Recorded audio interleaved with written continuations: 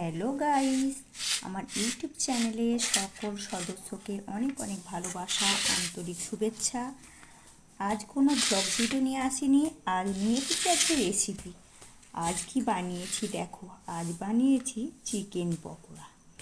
তো আমার চিকেন পকোড়া কেমন হয়েছে, কি করে বানিয়েছি সেটাই তোমাদের সঙ্গে শেয়ার করব। তোমরা পাশে থাকো, সঙ্গে থাকো, ভিডিওটা দেখতে থাকো।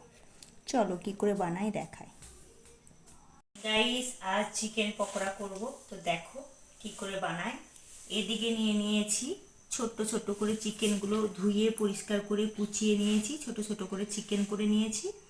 আর এদিকে নিয়েছি কাঁচা লঙ্কা, আর এদিকে নিয়েছি দেখো আদা কুচি, আর এখানে নিয়েছি রসুন কুচি, আর এদিকে নিয়েছি পেঁয়াজ কুচি, আর এখানে নিয়েছি বেসন।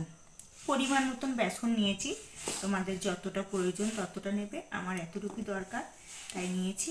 এর মধ্যে আমি পেঁয়াজগুলো দিয়ে সব কিছু মিক্স করব জল দিয়ে।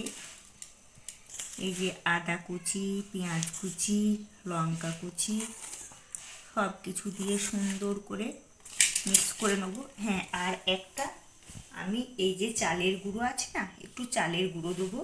চালের গুঁড়ো দিলে জিনিসটা খেতে একটু মুচমুচে হয়, তাই এর মধ্যে একটু চালের গুঁড়ো দেবো।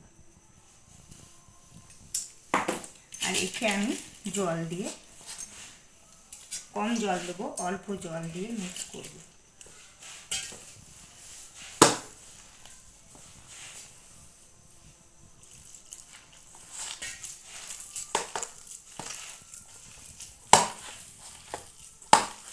সুন্দর করে জল অল্প অল্প করে দিয়ে মেখে নেব।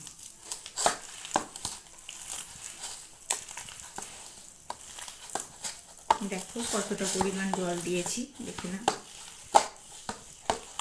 সুন্দর করে মেখে নিয়ে তারপরে আমি মাংসর টুকরোগুলো দেবো, আর এর মধ্যে এরপর মাংসর টুকরোগুলো সব দিয়ে দেবো।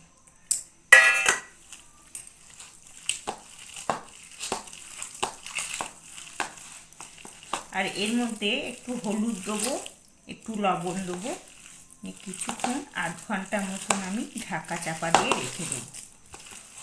তারপরে ফিরে আসছি তোমাদের সঙ্গে আধ ঘন্টা পর দেখা করছি। আর এইরকম ডিম আমি দুটো দেবো।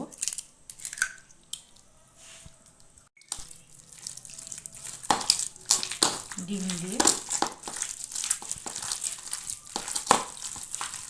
এই যে এর মধ্যে হলুদ অ্যাড করলাম। এদিকে কড়াইয়ে দেখো আমি সর্ষে তেল চাপিয়ে দিয়েছি, সাদা তেল না, সর্ষে তেল দিয়েছি। তেল গরম হওয়ার পর পকোড়াগুলো একটা একটা করে ছেড়ে দেবো। এদিকে দেখো মাখাটা কেমন হয়েছে, আর কড়াইয়ের তেল আমার গরম হয়ে গেছে। তো একটা একটা পকোড়া আমি ছোট ছোট করে ছেড়ে দেবো, এইভাবে ছোট ছোট করে ছেড়ে দেবো। সর্ষে তেলে করলে কী হয় বলো তো, একটু টেস্টটা বেশি হয়, সাদা তেলে টেস্টটা কম হয়, তাই সর্ষে তেলেই করলাম। তোমরা পারলে সাদা তেল, তোমাদের যদি প্রয়োজন হয়, যদি সর্ষে তেলে ভালো না লাগে তোমরা সাদা তেলেও করে খেতে পারো। এই যে পকোড়াগুলো এক পিঠ করে আমি উল্টে দেবো, এখন ভালো করে লাল লাল করে ভেজে নেব, যাতে মাংসটা কাঁচা না থাকে।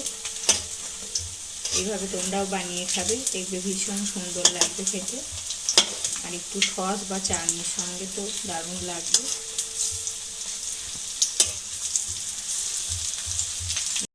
এক পিঠ লাল লাল হয়ে গেছে পুরোপুরি, আর এই পিঠটা লাল লাল হলে পুরো তুলে নেবো আমি।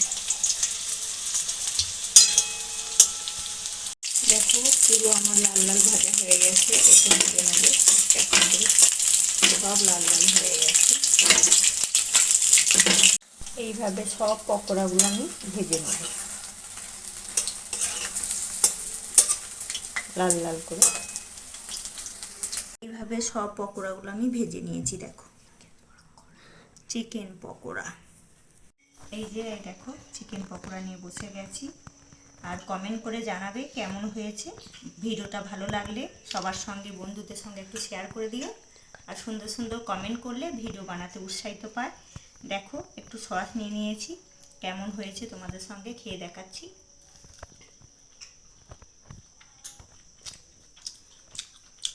অসাধারণ হয়েছে, ফাটাফাটি হয়েছে। তোমরা এইভাবে ট্রাই করবে, দেখবে ভালো লাগবে। টাটা।